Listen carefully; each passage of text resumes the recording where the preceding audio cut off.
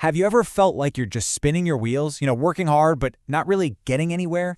Well, today we're going to break down a system designed to shatter that cycle, to build some real, unstoppable momentum and turn that feeling of stagnation into genuine growth. So here's how we're going to tackle this. First, we need to understand the invisible force that's always pulling us down. Then we're going to adopt a totally counterintuitive mindset to fight back. After that, we'll build a dead simple engine for growth, figure out how to keep it fueled up, and finally see what the huge payoff is for all this effort. All right, let's start with the big one. We need to talk about the fundamental reason why it's so easy to get sucked into social media, but so hard to, say, study for an exam. This one concept explains pretty much everything about why we get stuck. I mean, we've all been there, right?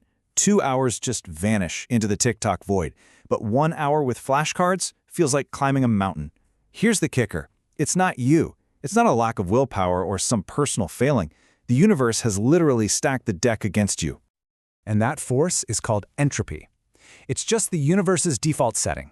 Everything naturally tends to move from order to, well, chaos.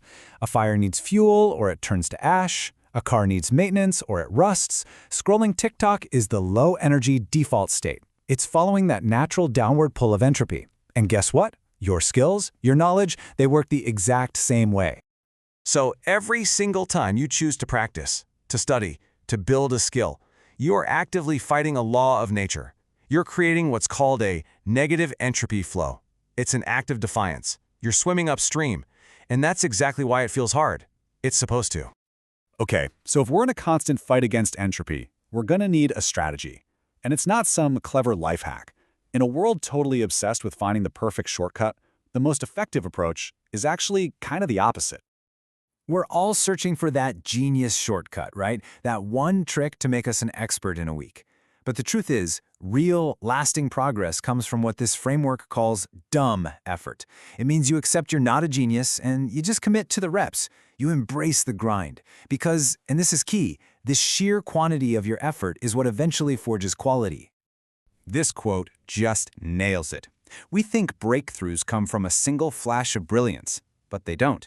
They bubble up from a massive foundation of just doing the work.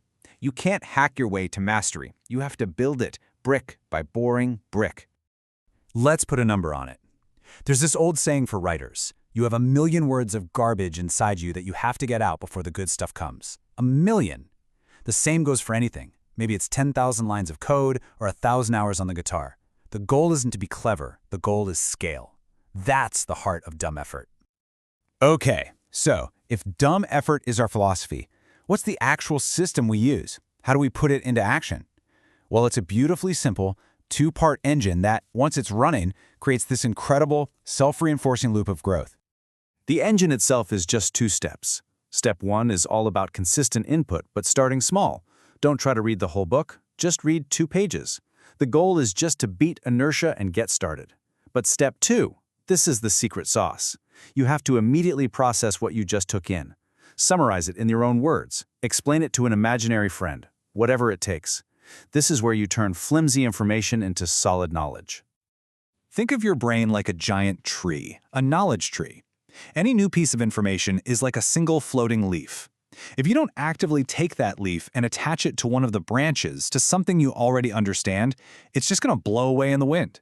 That summarizing step, that's you building the connections. It's what makes the knowledge actually stick. But look, even the best engine in the world is useless without fuel.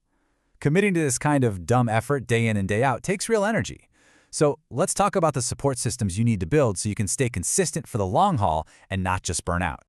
It really comes down to 4 things. First, you have to reward yourself. Plan it out. After 30 days of consistency, you get a real reward. Second, mix in some random rewards. It's the same psychological trick that makes video games so addictive. Third, build your physical energy battery. Regular exercise literally gives you more mental and physical stamina. And finally, just stick with it. After a few months, your brain literally paves a neural highway. The habit becomes automatic and it doesn't take nearly as much willpower anymore.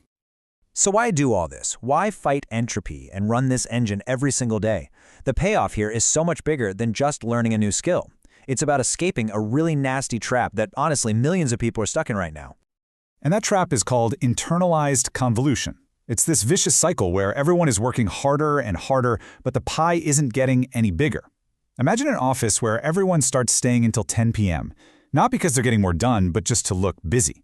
They're all burning themselves out, competing for the same tiny pool of resources, all because they're trapped inside a fixed boundary.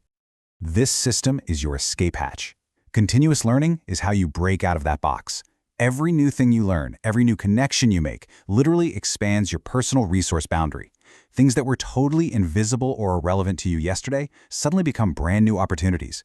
You're no longer fighting for scraps in that crowded middle, because you're busy creating a whole new game out on the frontier. So really, when you boil it all down, this isn't about becoming a genius overnight. It's just about being a little more consistent than the person you were yesterday, and then letting that compound over time. So, I'll just leave you with this one question. What is the one small, simple, dumb action you can commit to starting today?